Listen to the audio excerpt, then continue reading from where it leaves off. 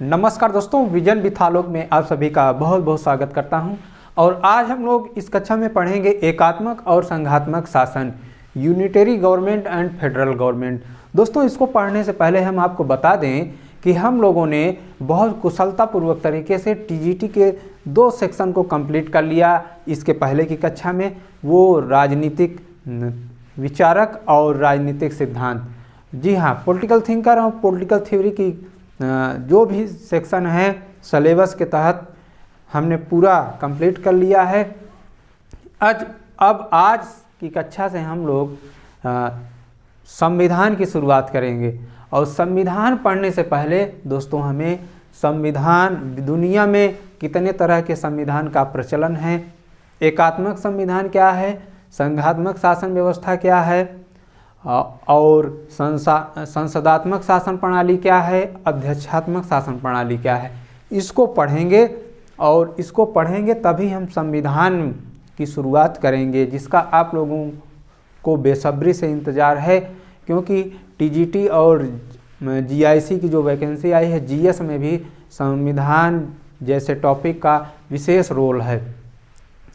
तो दोस्तों हम लोग ये टॉपिक शुरू करने से पहले एक बात हम आपसे कहना चाहेंगे कि वीडियो को ज़्यादा से ज़्यादा आप शेयर कर दिया करें, लाइक कमेंट्स भी कर दिया करें, क्योंकि कुछ हमारे मित्र ऐसी शिकायत करते हैं कि आप इतनी मेहनत से पढ़ा तो रहे हैं लेकिन आपके व्यूज नहीं आ रहे हैं। तो दोस्तों ये कार्य सिर्फ आप ही के सहयोग से संभव हो पाएगा। वीडियो का अगर ज़्यादा से ज़्यादा प्रसार करेंगे तो व्यूज मिलेगा और हमारा हौसला भी और तेज़ी से आगे बढ़ेगा और हम आपके लिए अच्छा बेहतर से बेहतर कार्य कर पाएंगे। तो आइए देखते हैं एकात्मक और संघात्मक शासन क्या है। वास्तव में एकात्मक शासन या संघात्मक शासन की बात करें तो यह जो बंटवारा हुआ है, जो विभाजन है, यह सत्ता के बंटवारे के आधार पर विभाजन है। जो सत्ता का बंटवारा होता है उस आधार पे जो सरकारों का विभाजन है उसे एकात्मक सरकार या एकात्मक शासन और संघात्मक शासन के नाम से विभाजित किया गया है। तो पहला ही सवाल जो पूछा जाता है कि एकात्मक शासन और संघात्मक शासन का जो विभाजन हुआ है वह किस आधार पे हुआ है, तो दोस्तों वह सत्ता के बंटवारे के आधार पर एकात्मक और संघात्मक शासन का विभाजन हुआ है, या एकात्मक और संघात्मक शासन में अंतर किया जाता है सत्ता के बंटवारे के आधार पे। और दोस्तों यदि संविधान द्वारा संपूर्ण सत्ता एक जगह केंद्रित कर दी जाए या एक केंद्रीय सरकार को दे दी जाए तो वहाँ एकात्मक शासन होता है, और जो दूसरी सत्ता होती है वह उसी केंद्रीय सत्ता से अपनी शक्तियाँ प्राप्त करती हैं। तो वहाँ एकात्मक शासन, और वो जो शासन प्रणाली होती है वो छोटे देशों के लिए बहुत उपयुक्त होता है। इमरजेंसी आपातकाल जैसे हालात के लिए एकात्मक शासन बहुत अच्छा माना जाता है। तो एकात्मक शासन वास्तव में संविधान द्वारा संपूर्ण सत्ता जब एक से अधिक जगह पर बंटा होता है तो वहाँ क्या होता है, संघात्मक शासन होता है। और जबकि एकात्मक शासन व्यवस्था में केंद्रीकरण का तत्व होता है, मतलब कि सत्ता एक जगह केंद्रित होती है। संविधान द्वारा संपूर्ण सत्ता जब एक जगह केंद्रित हो तो एकात्मक शासन होता है, और वहीं संविधान द्वारा संपूर्ण सत्ता एक से अधिक जगह केंद्रित हो तो संघात्मक शासन होता है। और एकात्मक व्यवस्था सत्ता के केंद्रीकरण पर जहां आधारित है, वहीं पर संघात्मक व्यवस्था सत्ता के विकेंद्रीकरण पर आधारित है। तो इस तरह से एकात्मक जो शासन है वो सत्ता के केंद्रीकरण पर आधारित है, जबकि संघात्मक शासन सत्ता के विकेंद्रीकरण पर आधारित है। अगर हम डायग्राम के माध्यम से देखें तो इसको मान लीजिए केंद्र सरकार, माने केंद्र सरकार, सेंटर में जो है मान लीजिए केंद्र सरकार है, और यहाँ पर प्रांतीय सरकारें हैं। तो दोस्तों जो एकात्मक शासन कहता है कि सत्ता जो है केंद्र के पास होगी और ये प्रांतीय सरकारें जो हैं, जो प्रांतीय सरकारें हैं अपनी सत्ता केंद्र से प्राप्त करेंगी। ये प्रांत की सरकारें हो गई, ये केंद्र की। तो एकात्मक शासन कहता है कि जो सत्ता है केंद्र में होगी और जो प्रांत हैं ये प्रांत अपनी सत्ता जो है यहाँ से प्राप्त करेंगे। यह कहता है एकात्मक शासन व्यवस्था। जबकि संघात्मक शासन व्यवस्था में क्या कहेंगे, संघात्मक शासन व्यवस्था में एक संविधान द्वारा सत्ता संघ और राज्य दोनों को दिया जाएगा। मतलब कि संविधान शक्तियों का लिखित दस्तावेज रहेगा जिसमें संघ और राज्य दोनों की शक्तियों का उल्लेख रहेगा और शक्ति का स्रोत कौन होगा, संविधान होगा संघात्मक व्यवस्था में। तो इस तरह से एकात्मक और संघात्मक व्यवस्था में अंतर डिफरेंट हम जान सकते हैं। तो दोस्तों एकात्मक व्यवस्था के अगर जन्म की बात देखें तो एकात्मक व्यवस्था का जन्म इंग्लैंड में हुआ और यह व्यवस्था छोटे देशों के लिए बहुत उपयुक्त है। और इसमें संपूर्ण शक्ति या सत्ता एक केंद्रीय सरकार में होती है या केंद्रीय सरकार को दे दी जाती है और प्रांतीय सरकारें जो होती हैं इसी केंद्रीय सरकार से सत्ता को प्राप्त करती हैं। जो प्रांतीय सरकार होती हैं इसी केंद्रीय सरकार से सत्ता को प्राप्त करती हैं एकात्मक शासन में। और प्रांतीय सरकारों का स्वतंत्र अस्तित्व नहीं होता है। तो ये प्रांतीय सरकारें हैं, इनका कोई स्वतंत्र अस्तित्व नहीं है, इनका अस्तित्व इन्हीं केंद्र पर आधारित है। केंद्र जब शक्तियाँ देगा, सत्ता सौंपेगा, तभी इनका अस्तित्व रहेगा।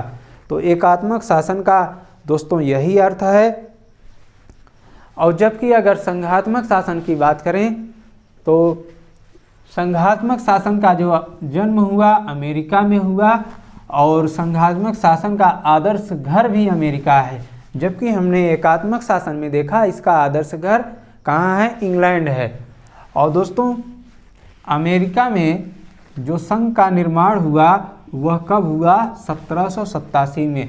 वेरी इम्पोर्टेंट, क्योंकि संघात्मक शासन का आदर्श घर अमेरिका है तो अमेरिकी संघ की स्थापना कब हुई, 1787 में। दोस्तों हुआ यह था कि अमेरिका में कुल 13 राज्य थे और 13 राज्य आपस में बहुत लड़ा करते थे और वो लड़ते लड़ते जब थक गए तो आपस में अमेरिकी संघ ने एक समझौता किया और इस समझौते के माध्यम से अमेरिकी संघ का निर्माण हुआ। तो राज्य ने अमेरिकी संघ का निर्माण किया, इसीलिए अमेरिका का जो अमेरिकी की जो राज्य हैं वो ज़्यादा शक्तिशाली माने जाते हैं। अब आगे देखते हैं अन्य राज्यों में, अन्य देशों में संघ का निर्माण कब हुआ। 1848 में स्विट्जरलैंड संघ का निर्माण हुआ, 1867 में कनाडा के संघ का निर्माण, 1901 में ऑस्ट्रेलियाई संघ, तो 1950 में दोस्तों भारतीय संघ का निर्माण हुआ। तो इस तरह से आप ये एक और तथ्य जोड़ सकते हैं कि संघीय व्यवस्था वाले देश कौन कौन से हैं। अमेरिका है, स्विट्जरलैंड है, कनाडा है, ऑस्ट्रेलिया है और भारत। ये ऐसे देश हैं जहाँ पर संघात्मक शासन प्रणाली लागू है। तो दोस्तों संघात्मक शासन व्यवस्था का आदर्श घर अमेरिका है। तो यह जानना जरूरी है, थोड़ा सा देख लेना है कि संविधान द्वारा जब सत्ता का एक से अधिक जगह बंटवारा हो जिसमें दोनों संघ व राज्य सरकारें संविधान पर निर्भर हों, वहाँ पर संघात्मक व्यवस्था होती है। और संघ का अर्थ होता है आपसी मेल जोल। संघ का क्या अर्थ होता है, आपसी मेल जोल। और यह संघ दो प्रकार का होता है, समझौते के द्वारा संघ का निर्माण हो या एकीकरण के द्वारा।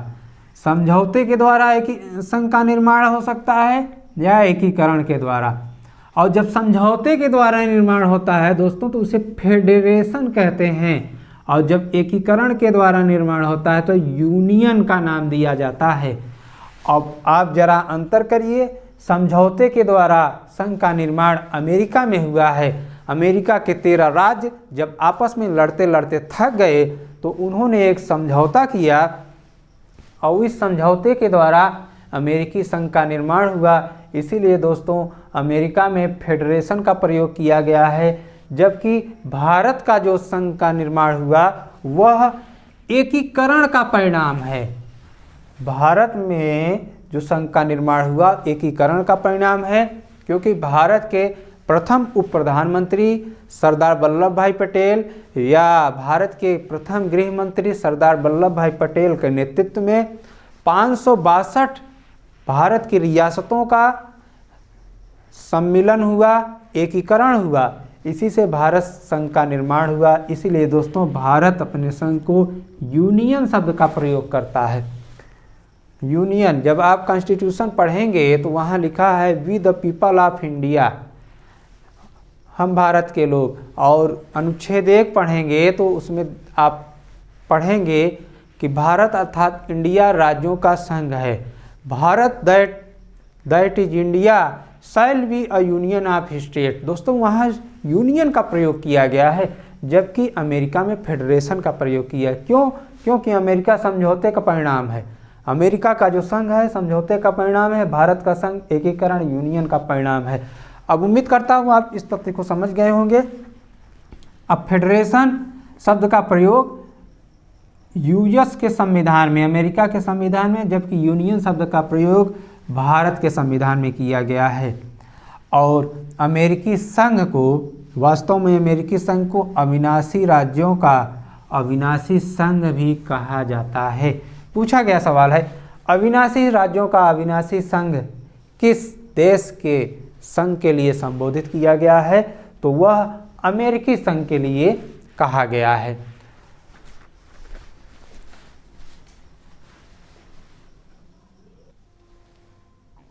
संघवाद की अगर विशेषता को देखें दोस्तों, इसकी 4 प्रमुख विशेषता होती है।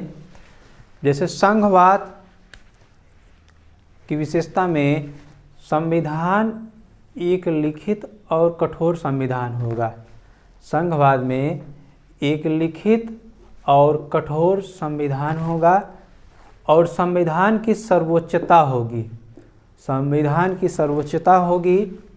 अगला जो पॉइंट है संघवाद में, एक स्वतंत्र और सर्वोच्च न्यायपालिका होगी। जो न्यायपालिका होगी कैसी होगी? स्वतंत्र होगी और वह सर्वोच्च होगी। और संघवाद के अंतर्गत दोहरी सरकार का अस्तित्व होगा। एक सरकार संघ में होगी, दूसरा राज्य में होगी, और संघ और राज्य के मध्य शक्तियों का वितरण होगा। तो इस तरह कुल संघवाद में कुल 4 विशेषताएं महत्वपूर्ण रूप से पाई जाती हैं, और जिस देश में ये 4 विशेषता उपलब्ध होगी वहाँ संघीय शासन व्यवस्था या संघात्मक शासन प्रणाली पाई जाती है। दोस्तों एक महत्वपूर्ण कथन है, भारत एक अर्धसंघ है, यह किसका कथन है? भारतीय संविधान की आलोचना करते हुए एक विचारक हैं केसी हुइयर महोदय। केसी हुइयर महोदय कहते हैं कि भारत एक अर्ध संघ है, आधा संघ है। तो दोस्तों यह एक आलोचना है। केसी हुइयर महोदय ने कहा कोई भी व्यवस्था आधी और तिहाई नहीं होती, या तो पूरी होगी या तो नहीं होगी। तो भारत एक अर्ध संघ है, यह कथन केसी हुइयर का कथन है। अगर आपसे पूछ लिया जाए क्या वास्तव भारत एक अर्ध संघ है, तो आपको यह जवाब देना चाहिए कि जैसा अंबेडकर महोदय ने दिया था कि भारत सैद्धांतिक रूप से संघीय व्यवस्था वाला देश है, किंतु व्यवहारिक रूप से यह केंद्र की ओर झुका हुआ संघीय व्यवस्था वाला देश है। यह कथन किसका है? यह कथन अंबेडकर महोदय का है। डॉक्टर अंबेडकर डॉक्टर भीमराव अंबेडकर महोदय का यह कथन है कि भारत सैद्धांतिक रूप से संघीय व्यवस्था वाला देश है, किंतु व्यवहारिक रूप से केंद्र की ओर झुका हुआ संघीय व्यवस्था वाला देश है। दोस्तों, एक सवाल है कथन कारण का। कथन कहता है कि भारतीय संघवाद व्यवहारिक नहीं है। कारण है भारत में संविधान की संप्रभुता का सिद्धांत अपनाया गया है। तो दोस्तों, कथन भी सही है कि भारत में संघवाद व्यवहारिक नहीं है और भारत में संविधान की संप्रभुता का सिद्धांत अपनाया गया है। दोनों सही है दोस्तों, लेकिन यह व्याख्या नहीं कर रहा है, व्याख्या नहीं करेगा, एक ही व्याख्या आर नहीं करेगा। तो इस तरह से कथन कारण दोनों सही है, लेकिन सही व्याख्या नहीं कर रहा है। और कुछ महत्वपूर्ण तथ्य आपको हम और बता देते हैं कि भारतीय संघवाद सौदेबाजी का संघ है। यह कथन किसका है? यह कथन मॉरिस जोन्स का है। भारतीय संघवाद सौदेबाजी का संघ है, यह आलोचना करते हुए मॉरिस जोन्स ने लिखा है। और भारतीय संघवाद को सहयोगी संघवाद के रूप में परिभाषित किया गया है। किसने किया? भारतीय संघवाद को सहयोगी संघवाद के जैसा किसने बताया? तो ग्रेनविल ऑस्टिन एक विचारक हैं, इन्होंने कहा कि भारतीय संघवाद सहयोगी संघवाद जैसा है। और दोस्तों, राज्य संघों का संघ है, यह कथन अरस्तु महोदय का है। किसका है? अरस्तु का कहना है कि राज्य संघों का एक संघ है। तो इस तरह से दोस्तों हम लोगों ने एकात्मक और संघात्मक शासन व्यवस्था को पढ़ा, unitary government and federal government को। अब अगली कक्षा जो हमारी होगी वो हम लोग संसदात्मक और अध्यक्षात्मक शासन व्यवस्था को पढ़ेंगे।